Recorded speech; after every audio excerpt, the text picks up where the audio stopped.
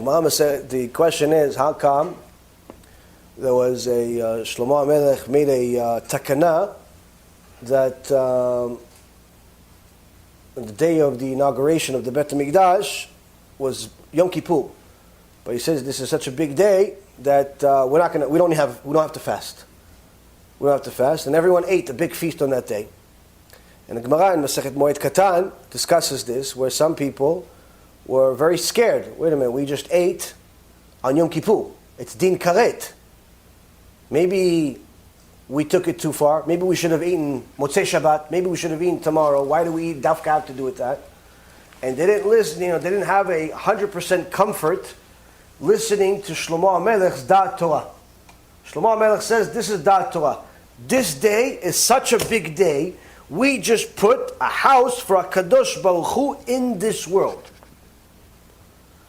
By putting this house, by putting this Bet HaMikdash in the world, and having a place for the Shekhinah to be at all times, that is the ultimate tikkun of the world. Yom Kippur is a tikkun for that year. But to have the Shekhinah, we can do Teshuva every day, on the spot. We can know what Hashem wants every day, on the spot. We can fix everything, every day, on the spot. Why? We have the Bet HaMikdash. We have the Shekhinah is here. It's such a big day that Yom Kippur can be skipped this year. That was Da'at Torah. And the people had a uncomfortable time listening to this Da'at Torah because it was so far.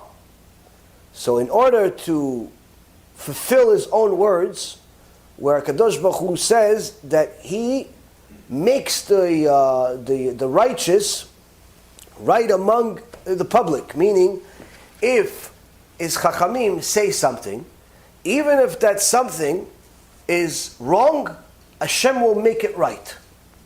Hashem will make it right.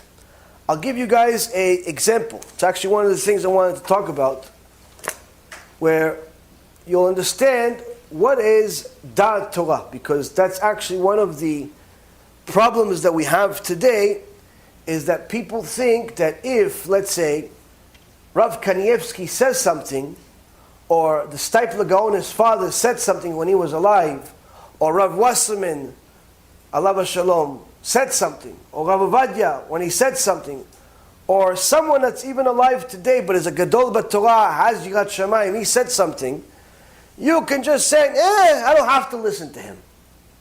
I can maybe listen to somebody else. Like the doctor said, everybody has to wear a mask. Rav Kanievsky said that you don't have to wear a mask if you're learning Torah. If you're learning Torah in yeshiva, to specific people that he was talking to, you don't have to wear a mask. No, but Rav Kanievsky, no way. Doctors know more than Rav Kanievsky. So people have a misunderstanding of Rav Kanievsky, Da'at Torah, and doctor. Why? They think that the doctor knows better than Rav Kanievsky, because he's a doctor. So the mistake is that people compare the Torah to secular subjects, and this is also part of the reason of why many people in perhaps, let's say, the modern Orthodox world and the just regular secular world have a impossible time being glued to Hashem as He wants it, but rather customize the Torah to fit their own life. They accept Shabbat, but whenever they feel like it. They accept Kashrut, but their own standards, not Da'at Torah standards. Why? Because they don't think that Da'at Torah, that the opinion of the Torah, the opinion of the Chachamim, is really a, firm opinion of Hashem. They think He is human, I am human. The Rambam is human, I am human. So why should I listen to him? That's the mistake. Now, to take it even deeper, before we get to the answer,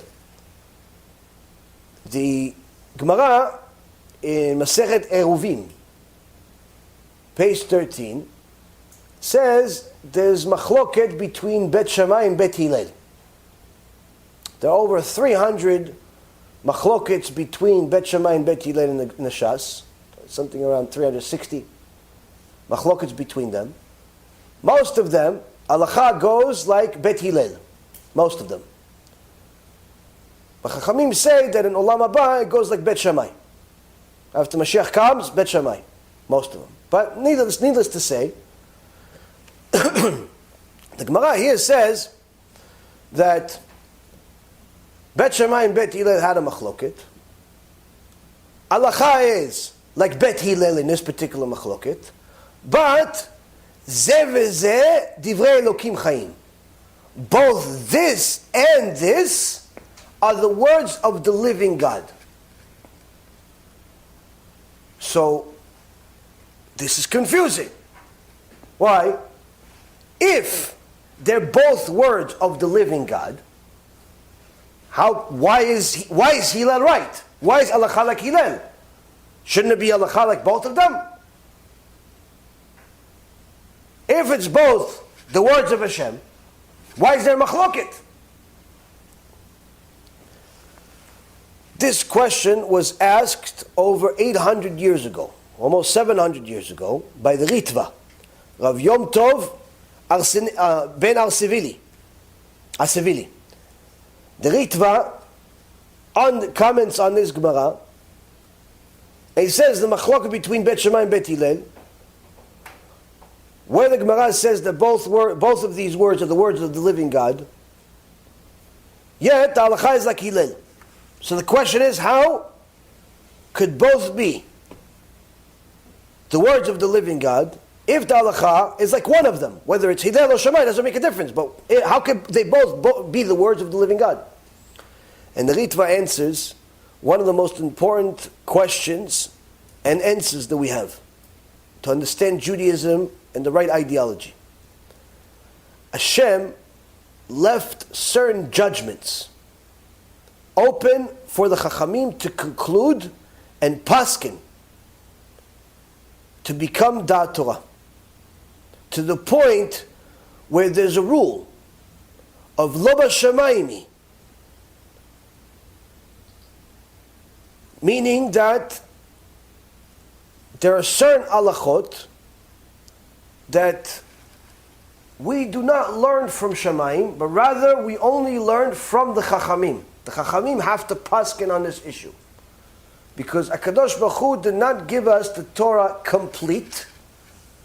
Rather, He left certain parts of it open for interpretation by Moshe Rabbeinu, by the Chachamim, until this day, to make us partners in the Torah.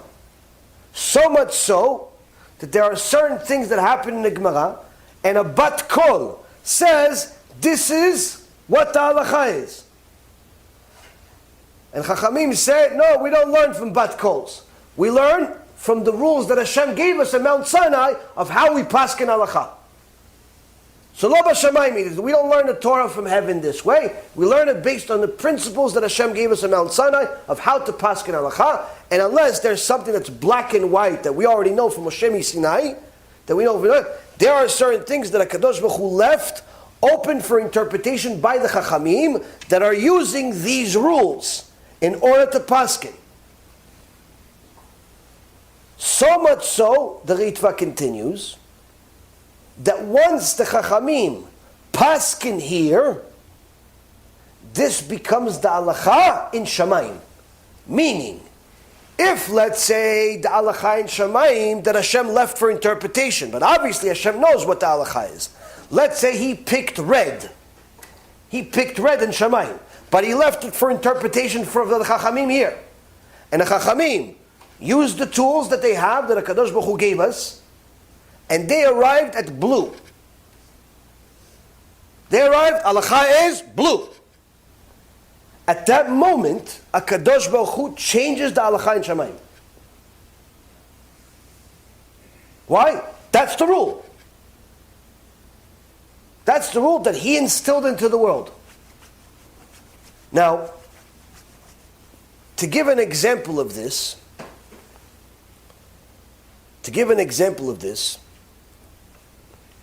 the Midrash comments on the verse in the book of Psalms, chapter 57, verse number 3. Ekra le'elokim elyon le'el gomer alai. I will call upon God Most High, to the God who fulfills for me.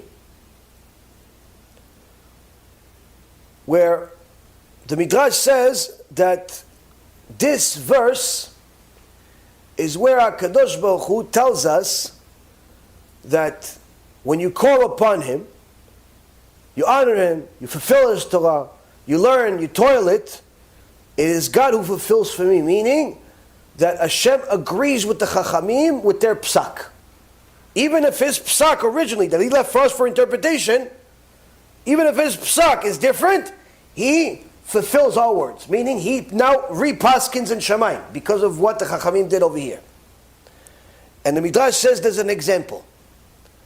There's a rule in the Gemara that says that if lo aleinu lo alechem, a little girl has a accident or chas v'shalom gets raped, and before the age of 3 years old, and obviously this breaks the hymen. Now, the Gemara says, the Chachamim concluded that if it's before 3 years old, the hymen reconstructs and comes back as if nothing ever happened. If it stops. Doesn't continue again after 3. If it's, let's say, happens before 3 years old, Hashem built the world in such a way that the hymen will reconstruct, and when she is older, as if nothing happened. But if it happens after 3 years old, if the hymen is broken after 3 years old, that's it. It remains broken. Remains broken. So then the Chachamim ask, okay, but what about a shana meuberet? A leap year. A leap year. Why?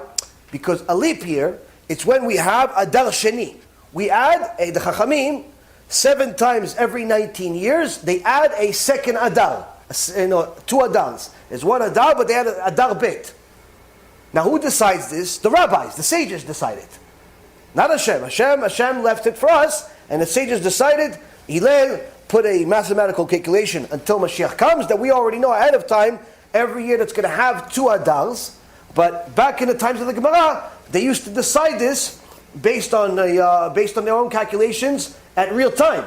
Now we already have it known for until Mashiach comes. But at that time, they used to conclude when the month began, when the month ended, based on the moon, based on the renewal of the moon. But that also means that the Sanhedrin would decide which year they would add a 13th month.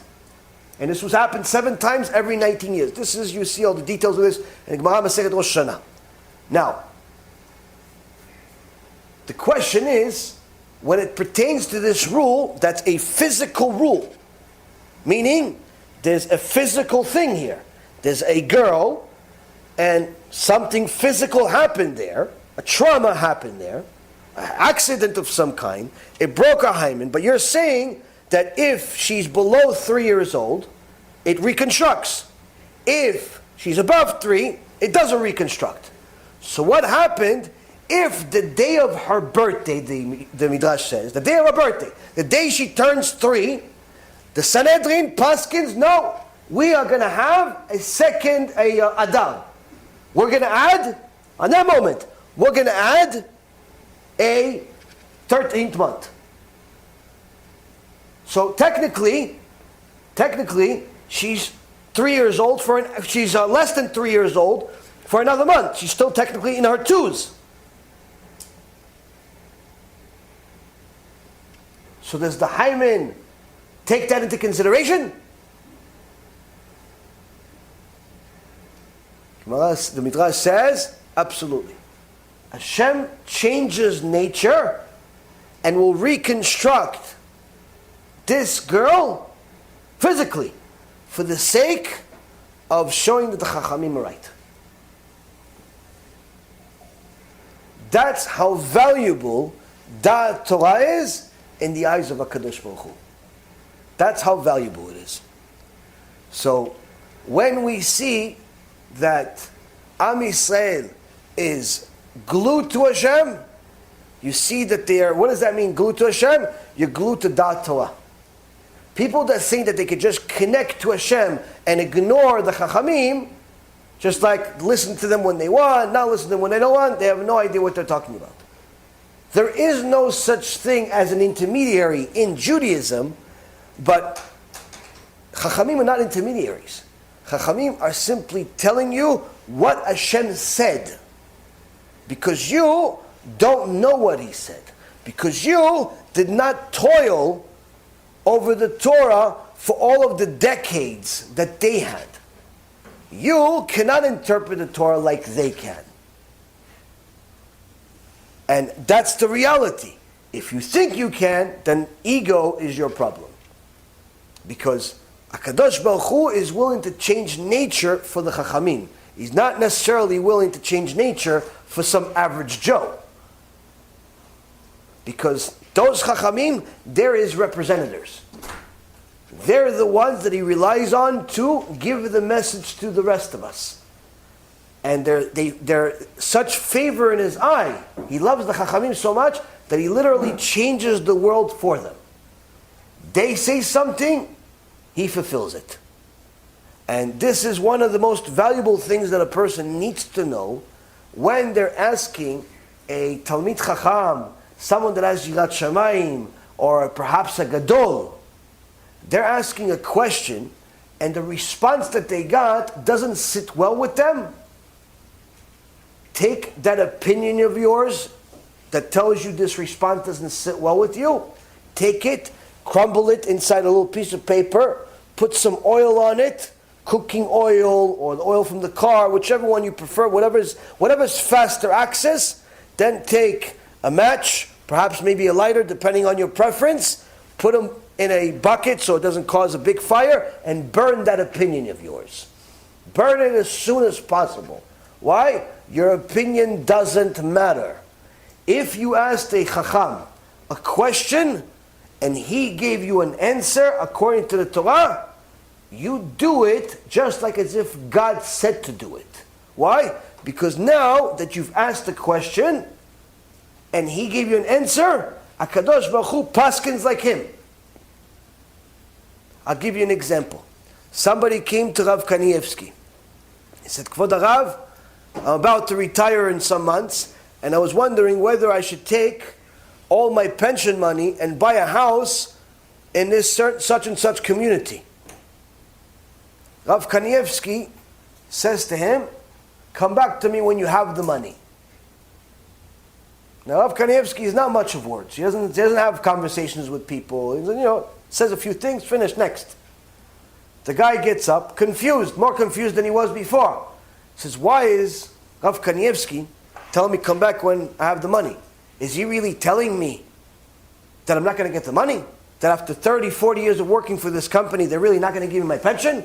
The whole thing is a fraud? I'm going to lose everything? What's going to happen? I don't know. Why did he say it? Oh, so for the next several months, he doesn't know where to go, doesn't know what to do. He can't wait to get this money, but he doesn't have access to it yet.